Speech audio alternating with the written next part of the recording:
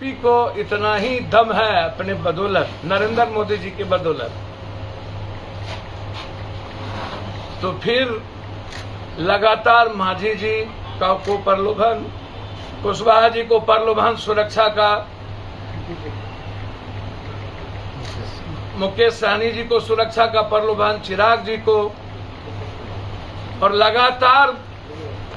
NDA के गठबंधन के साथ बार्गेनिंग बीजेपी के द्वारा अन्य दलों को प्रलोभन देकर के, तो क्या नरेंद्र मोदी जी पर पूर्णतः भरोसा खत्म हो गया? अब बीजेपी की नैया पार या तो मांझी जी, या तो उपेंद्र जी, या तो सहनी जी, या तो कुशवाहा जी लगाएंगे। देश में लगातार कांग्रेस, अब महाराष्ट्र में अजीत पवार बीजेपी का नैया पार लगाएंगे। नरेंद्र मोदी जी पर मेरा सीधा आरोप है कि बीजेपी को अब भरोसा नहीं रही। नरेंद्र मोदी जी का चमत्कार इस देश में खत्म हो गया। नरेंद्र मोदी जी और बीजेपी की सरकार, अमित शाह जी, वो राहुल गांधी जी से सबसे ज्यादा अत्यधिक वो डर चुके हैं। उसके भीतर राहुल गांधी जी का डरावना सपना आता है नरेंद्र मोदी जी को, जिसके चलते देश में मुद्दों से भटकाकर लगातार पार्टियों को तोड़ना, और जो घटना गुजरात के हाईकोर्ट में हुई, सारा फोकस राहुल गांधी जी की सदस्यता को खत्म करने की, तो इससे बड़ा डर नरेंद्र मोदी जी को क्या होगा कि लोअर कोर्ट से लेकर के हाई कोर्ट, और लगातार इसके पहले ना जाने कितनी गालियां, दुनिया में कितनी नफरत पैदा नहीं किए गए।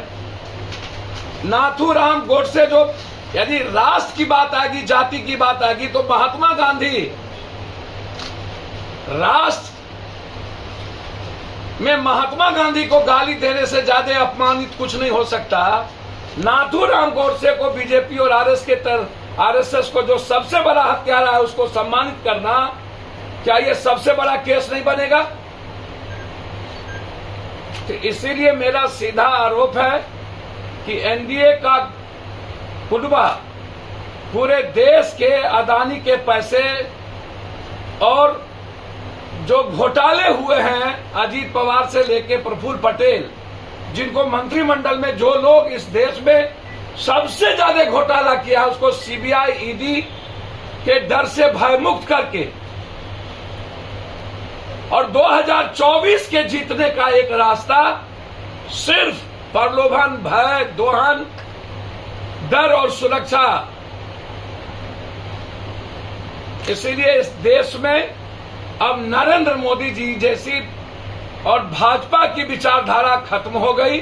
नरेंद्र मोदी भ्रष्टाचार का सबसे बड़ा गंगोत्री, गाड़ियों के गोदी में बैठकर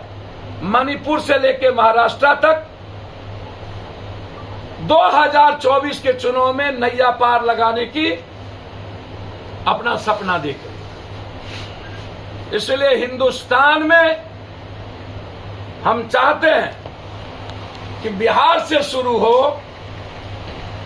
और बिहार निगरानी को पूरे बीजेपी के मंत्रिमंडल की जांच दी जाए, और सुशील मोदी को हिम्मत है तो खनन विभाग के लिए पत्र लिखे और वित्त विभाग का की जांच कर लिया जाए, सीएजी का पूरा रिपोर्ट, सब कुछ। दूसरा, मैं महागठबंधन से आग्रह करूंगा, खासतौर पर कांग्रेस, नीतीश कुमार और लालू यादव जी से, लगातार जब एक तरफ एनडीए, छोटी छोटी पार्टी, छोटी छोटे दल एक एक व्यक्ति को साथ ला करके बिहार के 3 गठबंधन को मीटिंग में बुलाए हैं, लगातार उनकी गठबंधन की सीट से लेकर गठबंधन बिहार में किन किन से होगा वो तय उन्होंने कर लिया। तो महागठबंधन को भी बिहार में अपने गठबंधन को विस्तारित करने का जो उनकी सोच है उनको भी जल्दी करना चाहिए, या जो महागठबंधन के पास जो है अभी सीपीआई, सीपीएम, माले या जद, राजद और कांग्रेस, क्या वो अपने पुराने गठबंधन के साथ ही लड़ना चाहते हैं कि और किसी को भी? मैं लगातार कांग्रेस और नीतीश कुमार जी से आग्रह कर चुका हूं कि हमारी पूरी लड़ाई बिहार के 14.5 करोड़ जनता के मुद्दों को लेकर, चाहे वो टीचर्स का मुद्दा हो, चाहे बेमिसाल का मुद्दा हो, चाहे सांप्रदायिकता का मुद्दा हो, हर मुद्दों को लेकर पप्पू यादव लगातार महागठबंधन के साथ खड़ी रही है।